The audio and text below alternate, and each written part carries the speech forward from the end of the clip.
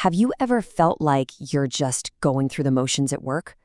Well, today we're going to dive into a really powerful Japanese concept that could change everything. It's called Ikigai, which is basically your reason for being, and we're going to figure out how to find it right inside our professional lives. Does that sound familiar? I mean, wow. This line is actually the dedication in the book Ikigai, and it just perfectly captures a feeling that so many of us have had, that sense of being a little bit lost, especially when it comes to our careers. I think we've all been there at some point, right? It's that feeling where you're just punching the clock and your job is missing a deeper sense of meaning. But here's the thing. This feeling of professional emptiness isn't just you. It's a huge challenge in the modern world, and it's exactly what we're going to tackle today. Okay, so first up, let's try to diagnose the root of this feeling. Why do so many of us feel this professional void? You could call it the existential crisis of modern work. So the book introduces this fascinating term, Sunday neurosis. You know that feeling, right? That dread that creeps in when the weekend starts to end. Well, it's not just about hating Mondays.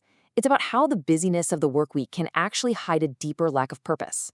When all the noise and distractions finally stop, that feeling of emptiness can really start to creep in. So if that's the problem, what's the solution?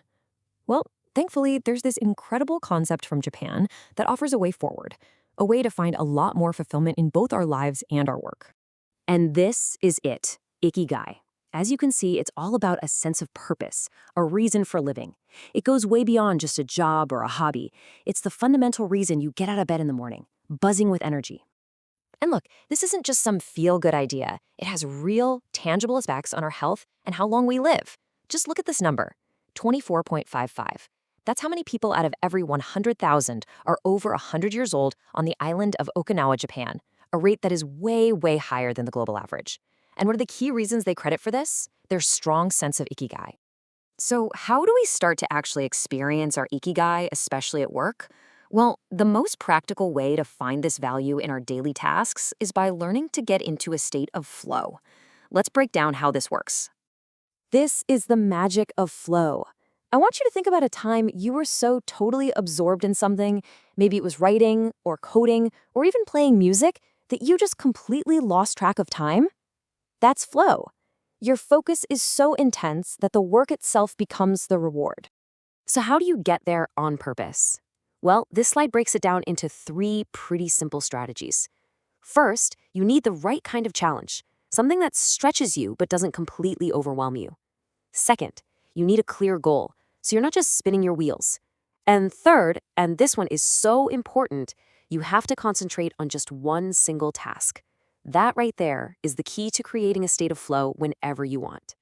This chart shows exactly why that balance is so crucial. Check it out. If your skill level is high but the challenge is low, you get boredom, total snooze fest. If the challenge is super high but your skill level is still low, you get anxiety. But right there in that sweet spot where high skill meets a balanced, meaningful challenge, that's the channel where flow happens. I mean, the difference is truly night and day. On one side, you have a mind in flow. It's present, it's in control, it's energized. On the other side, you have a distracted mind, which is just exhausted and frustrated. This makes it crystal clear. Single tasking isn't just some productivity hack. It's literally the key to finding real joy in the work you do. All right, let's look at some incredible real-world examples of masters who truly live their Ikigai through their work. These were the actual last words of Osamu Tezuka, one of the most influential artists in Japanese history. Think about that. He wasn't pleading for more time to say goodbye. He was pleading for more time to do what he loved. His work wasn't just a job. It was his life's driving force, right to the very end. This kind of dedication is embodied by the Takumi, or master artisans. You might think of Jiro Ono from that famous documentary, Jiro Dreams of Sushi. For over 80 years, he has dedicated himself to perfecting one single thing.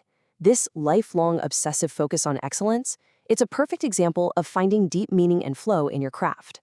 Now, here's the good news. You don't have to be a world-famous artist or a legendary chef to find this kind of fulfillment.